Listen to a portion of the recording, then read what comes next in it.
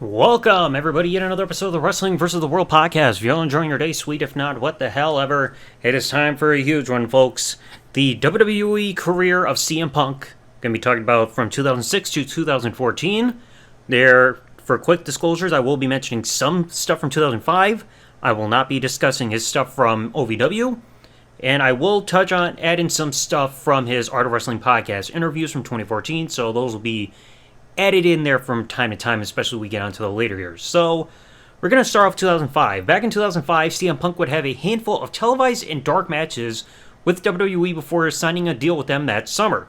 During this time, he was with Ring of Honor, and he would sign his contract with WWE on the Ring of Honor World Heavyweight Championship during his run with the championship itself before losing it prior to his departure from Ring of Honor.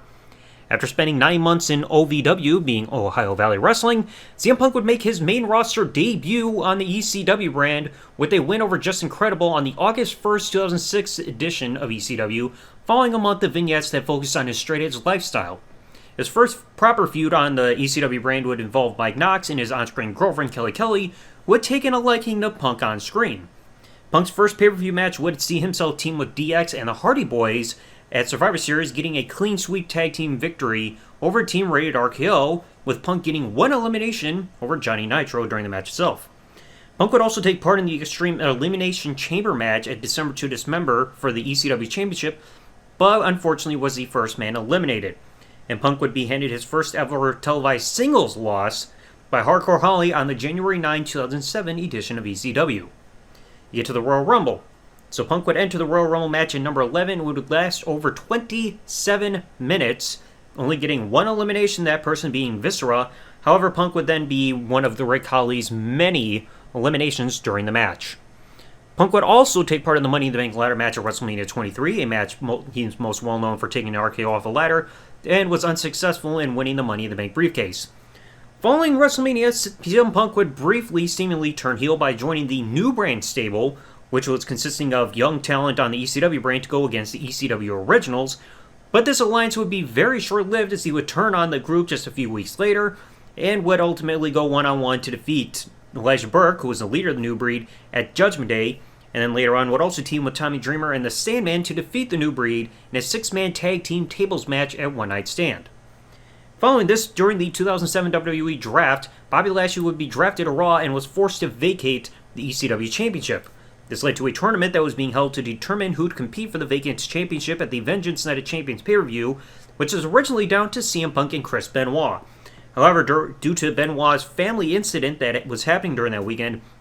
Benoit would be substituted during the pay-per-view by Johnny Nitro, who would defeat CM Punk at the pay-per-view to win the recently vacated ECW Championship.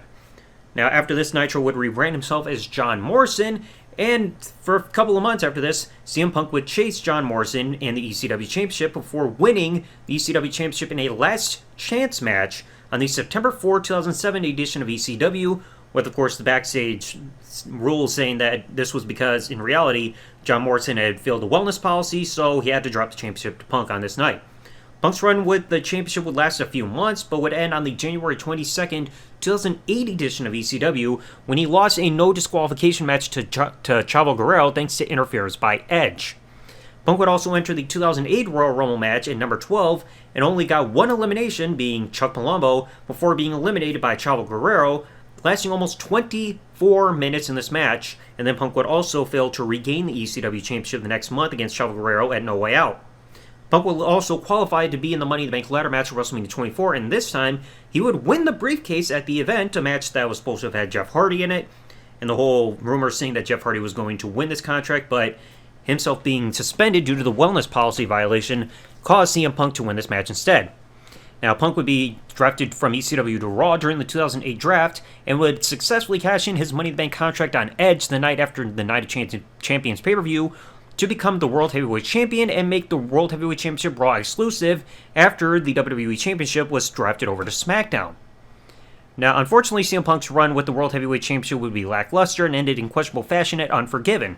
During the show, Punk was meant to defend his World Heavyweight Championship in a championship scramble, but was taken out backstage with a punt kick by Randy Orton, who was on the injured reserve list at the time, and was unable to participate in the match itself, a match that was ultimately won by Chris Jericho. After this, Punk would fail to regain the World Heavyweight Championship in his rematch against Chris Jericho on Raw.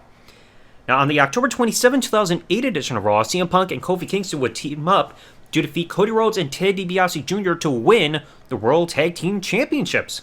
but would ultimately also lose those tag team titles at a house show a couple months later to John Morrison and The Miz. Around the same time, CM Punk would win a tournament that ended at Armageddon, last eliminating Rey Mysterio, to become the #1 contender to William Regal's Intercontinental Championship, winning their third encounter on the January 19, 2009 edition of Raw, which was a no disqualification match, and becoming the 19th ever WWE Triple Crown Champion based on their qualifications that they had going at that time. After this, Punk would also enter the 2009 Royal Rumble match, entering at number 18 and lasted about 22.5 minutes, where once again he only got one elimination, that elimination being against William Regal, before being eliminated by Big Show. Now, Punk's Intercontinental Championship title run would end to JBL in the March 9, 2009 edition of Raw, but he would rebound by winning the Money in the Bank ladder match at WrestleMania 25, becoming the only male WWE superstar to win not only the Money in the Bank ladder match itself more than once, but also the only man to win the match in back-to-back years. After being drafted back to SmackDown after winning the contract and feuding with Umaga through Judgment Day and Extreme Rules, Punk would successfully cash in his contract on Jeff Hardy at the end of Extreme Rules to become a two-time World Heavyweight Champion. After retaining his championship in a rematch against Jeff Hardy at the Bash due to a disqualification ending, Punk would claim that his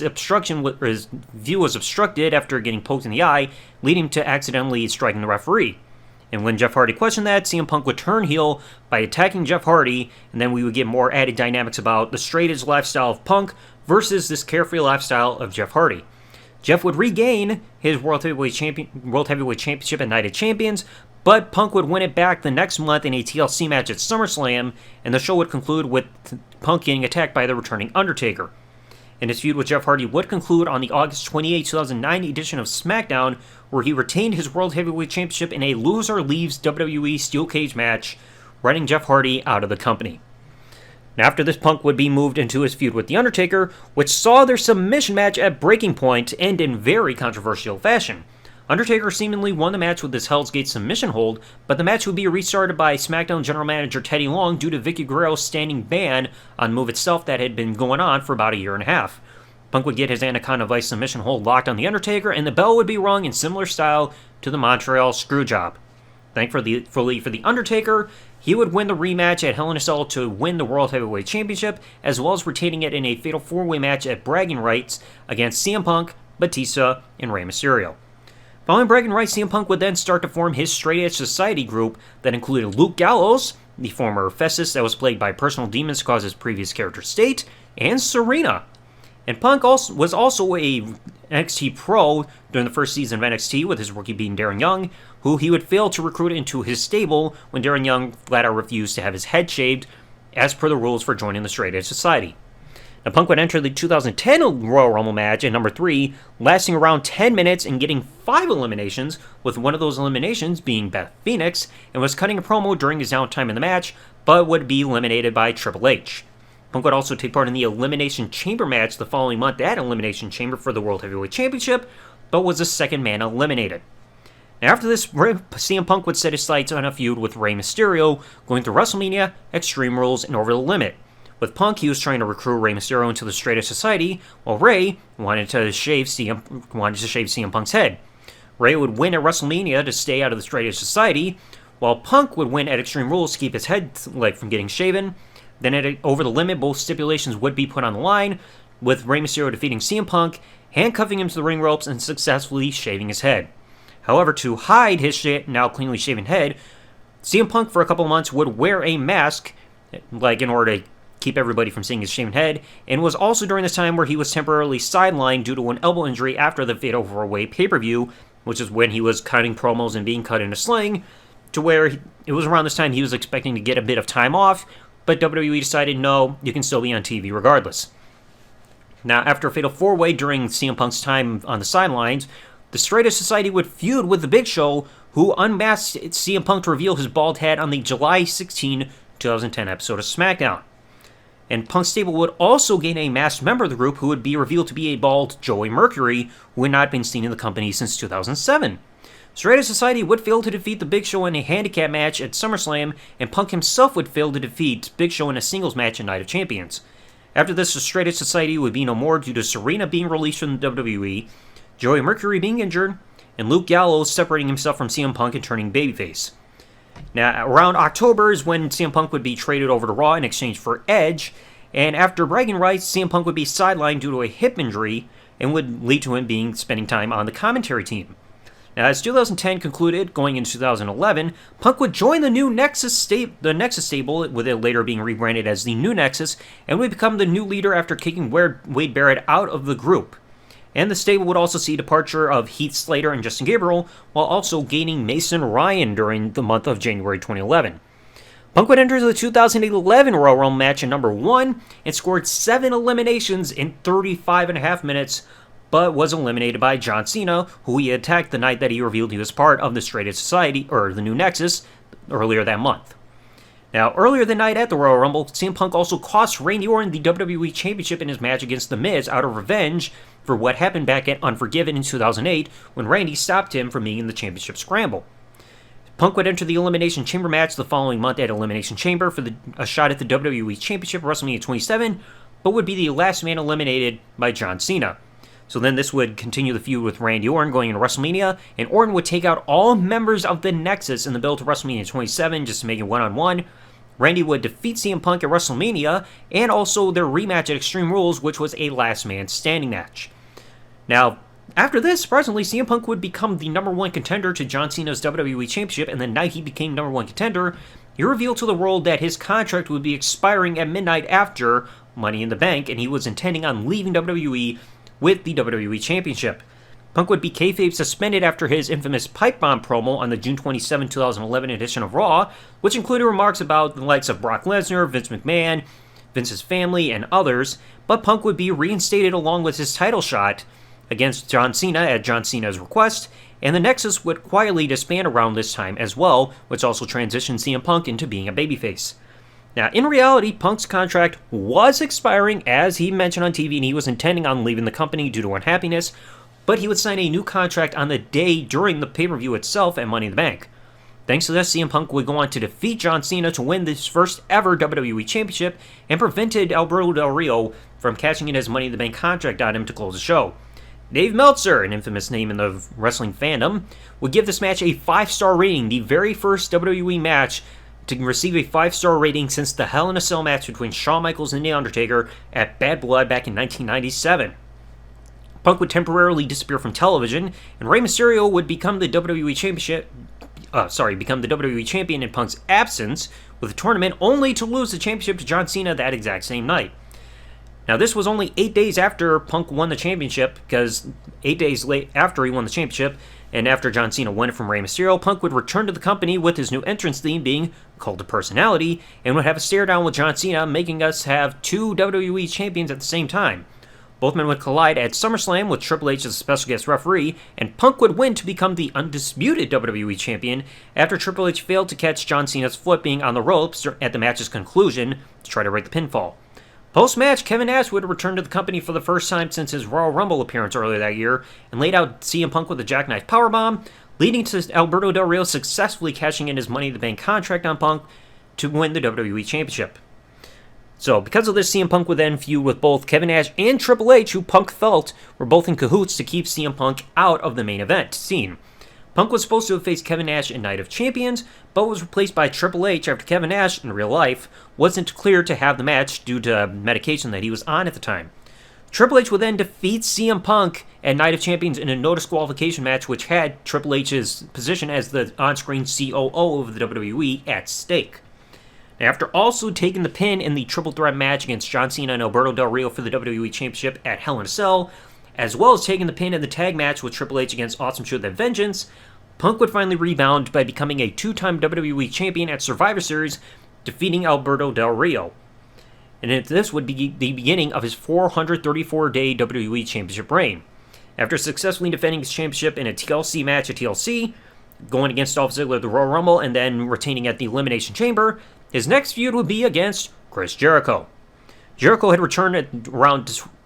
January 2012, targeting CM Punk, claiming that he was a Chris Jericho wannabe due to his Best in the World moniker. Punk would successfully retain his championship against Chris Jericho at WrestleMania 28, with the added stipulation being that CM Punk could lose the WWE Championship via disqualification. Jericho would then still continue the feud, though, and constantly make shots at every member of CM Punk's family, bringing up their personal demons and saying that eventually Punk was also going to give in to demons himself upon losing the WWE Championship. However, CM Punk would overcome this and defeat Chris Jericho at Extreme Rules in a Chicago street fight to end the feud and retain his WWE Championship. Now, Punk's next feud after this, going into Over the Limit and going on throughout the next part of the summer, would be against Daniel Bryan. Punk would retain his WWE Championship at Over the Limit, narrowly getting the pin on Daniel Bryan before submitting to Daniel Bryan's yes lock to retain the WWE Championship. Also, a side note after this, CM Punk would be revealed to be on the cover star of WWE 13, which Punk revealed later on in an interview that someone within WWE tried to convince THQ to have Sheamus on the cover instead of Punk. Now, AJ Lee and Kane would also be added to the mix with the WWE Championship, love affairs and stuff like this with Daniel Bryan and Punk. So this would also lead to CM Punk retaining the WWE Championship in a triple threat against Kane and Daniel Bryan at No Way Out, as well as retaining against Daniel Bryan in a no disqualification match of Money in the Bank with AJ Lee as a special guest referee. Now, on July 23rd, 2012 episode of Raw, which was Raw 1000, CM Punk would retain his WWE Championship via disqualification in John Cena's Money in the Bank contract cash-in match after the Big Show got involved. Post-match, The Rock would fight off the Big Show, but Punk would turn heel by attacking The Rock and laying him out with the GTS, and Punk would state that his reason was because he felt he was being upstaged and disrespected by The Rock throughout that evening, despite being the WWE Champion. After retaining his championship at SummerSlam against John Cena and the Big Show in a triple threat match, CM Punk would align himself with Paul Heyman, who was admitted during his Best in the World documentary that he credits Paul Heyman as being the guy that ultimately saved his WWE career early on. So now you get to Night of Champions. CM Punk would retain his WWE Championship against John Cena after both men had suffered a double pinfall draw at the conclusion of the match, so because of a draw stipulation, Punk retained. Punk would then enter a feud against Ryback, going into Hell in a Cell, which Punk would retain the championship after the special guest referee, who was Brad Maddox, low-blowed Ryback and did a fast count to help CM Punk win and end Ryback's on-screen undefeated streak. And Punk would also end up retaining his WWE Championship at Survivor Series against John Cena and Ryback after The Shield, being Dean Ambrose, Seth Rollins, and Roman Reigns, who Punk initially wanted to be Cassius Ohno instead, debuted to lay out Ryback and help CM Punk retain his championship. And they also did the whole storyline where everybody involved in The Shield and CM Punk tried to deny that they were in cahoots with each other. Now, Punk was supposed to have gone against Ryback at the TLC pay-per-view in 2012 in a TLC match, but the match would be held off due to Punk needing sudden knee surgery, and his recovery time was supposed to have been 4 to 6 weeks, but was cut in half to 2 to 3 weeks, caused by pressure by Vince McMahon in order to have that match done on the January 7, 2013 episode of Raw. Thankfully, CM Punk would retain the WWE Championship thanks to help by The Shield, and would then turn his focus onto going against The Rock, who was his opponent at the Royal Rumble. The Rock had declared back on Raw 1000 that he would face the WWE Champion at the Royal Rumble, and during the build as well, Vince McMahon added stipulation that if The Shield interfered in the match on CM Punk's behalf, he would personally strip CM Punk of the WWE Championship. You get to the match, and CM Punk seemingly retained his WWE Championship when The Shield attacked The Rock when the lights were out, but Vince McMahon was on to Punk's plan, and just as Vince was about to strip Punk of the title, The Rock convinced Vince to not do so and just restart the match, and would go on to win the WWE Championship from CM Punk, ending his historic 434 WWE Championship Day reign. And Punk would also fail to win the WWE Championship back in the rematch Elimination Chamber, with the stipulation being that the title could change hands via disqualification or countout. Now, following this, Punk would then go into WrestleMania 29, going against The Undertaker, which included a lot of mentions and references to the recently deceased Paul Bearer. Undertaker would go on to defeat CM Punk at WrestleMania 29 to extend his WrestleMania streak to 21-0, making it The Undertaker's final victory of his undefeated WrestleMania streak before losing it the next year to Brock Lesnar. After this, Punk would take some time off to recover from injuries, but was unceremoniously rushed back to the ring a couple months later at Payback to face Chris Jericho without being talked to about it at first by WWE. Punk would return as babyface at Payback and defeated Chris Jericho in his hometown of Chicago, and after this he would start to distance himself from Paul Heyman, who would later ultimately turn on him at Money in the Bank. This would lead to Heyman bringing Brock Lesnar back, who would defeat CM Punk in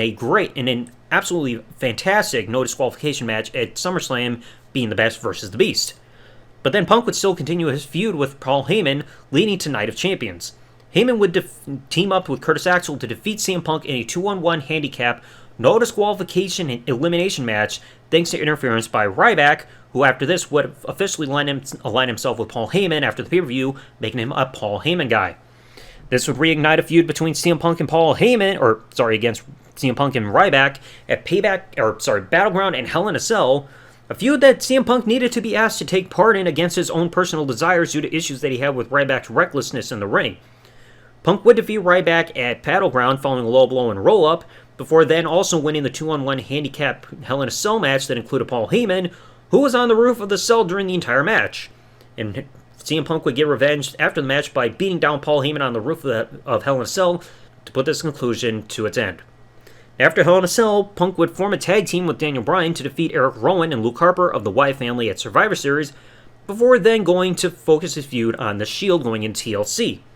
Now, on this night, Punk was expecting months in advance that he'd be getting that night off due to a friend's wedding, but the company booked him to have this match regardless. And Punk would still defeat The Shield in a 3-on-1 handicap match due to miscommunication from the other team, with the whole line that was being forced into his ear saying, "You have to make Roman look really, really strong." Now you get to the downfall at the end. During this time as well, Punk would develop an undiagnosed MRSA staph infection that WWE's lead doctor, Dr. Chris Amon, refused to take action against, as being constantly being given Z-Packs by him and the other doctors in WWE to the point where it affected his ability to sleep, as well as affecting his appetite. Punk would enter the 2014 Royal Rumble match at number 1, getting 3 eliminations and lasting over 49 minutes. Unfortunately, during the match itself, CM Punk would suffer a concussion from a clothesline by Kofi Kingston after he jumped and rolled into the ring, and Punk would continue the match despite this, and going against doctor's orders, before being eliminated by Kane and chokeslammed through the announcer's table. This would end up being CM Punk's final appearance in WWE until the 2023 Survivor Series. As he'd walk away from the company the following day, Punk claimed his reasons were due to constant creative issues with WWE, unhappiness with his shrinking pay, losing to part-timers throughout the year of 2013 with no follow-up plans, health concerns, as well as being rushed back to television before he was clearly ready to come back, not getting his desired WrestleMania main event spot, and being overall burned out due to the way the company was. Punk was suspended for a couple of months after this via text message, meaning he was missing WrestleMania, and was later served his termination papers on his wedding day in June of 2014 through an overnight FedEx delivery. Punk would discuss his issues on Colt Cabana's Art of Wrestling podcast and later was sued by WWE's Dr. Chris Amon, where both himself and Colt Cabana were successful in winning the lawsuit, especially when it was also discussed why the doctor didn't stop CM Punk from being driven through the announce table when doctors have the right to stop a match from going on after he knew Punk was concussed towards the end of the match. Punk would also have his staph infection worked on by his wife's doctor outside of WWE after his departure, and also successfully sued WWE for unpaid royalties, as well as countering their claim of retro breach of contract, in order to completely cut off ties for each other up until his return in 2023. So yeah, that was a lot to take in for his WWE career over an 8-year period. I'm sure I missed some things, but you know what? I can't go over every single detail because I don't want this episode to go on forever. But overall, there were some things that could have been fixed. Because, you also look at CM Punk's time as WWE Champion, he was rarely in the main event of a pay-per-view. Because a lot of times he was overshadowed by John Cena, especially if you look at Over the Limit. He did successfully main event TLC in 2011 because John Cena was not there or anything. But there were some things that could have been fixed, like I said, with his booking as a main event guy, his World Heavyweight Championship runs, the booking of the Straight Edge Society and their momentum, the stuff with the part-timers and being rushed back to the ring, so many other things. And I still wish he hadn't returned, because you look at the stuff that went on that made him so unhappy, it makes you wonder, how can somebody want to go back to a place like that just in general? I get that things are different now, since he came back and what happened with Vince being away and Triple H taking over, but it's just that stuff kind of still plays in the back of his head, remembering what happened the last time he was there. But in terms of his WWE career, if I had to give it a grade for that 8-year period, I'd maybe give it about a B+, because like I said, him being WWE Champion for 434 days, a ton of amazing matches against the likes of Daniel Bryan and John Cena, the WrestleMania match against The Undertaker, Brock Lesnar, and stuff like that, those were amazing, but there were some booking issues that kind of watered stuff down. And who knows, like, I know by the time this episode's coming out, we haven't seen WrestleMania yet. Maybe he'll get his main event for WrestleMania on either night 1 or night 2, depending on what their plans are. Who knows? But anyway, let me know in the comment section below, what did you all think about CM Punk's time in WWE from 2006, I'm talking just main roster stuff from 2006, up until his abrupt departure in 2014. Did you like it or not? Let me know in the comment section below. If you enjoyed today's episode, folks, please remember, leave a like, subscribe with the bell, turn on if you're listening to this on YouTube, or follow if you're listening to this podcast on any other service that this podcast is available on. And I'll catch you all in the next episode. Thanks for listening, everybody. Like, comment, subscribe. Peace out, and good day, everybody.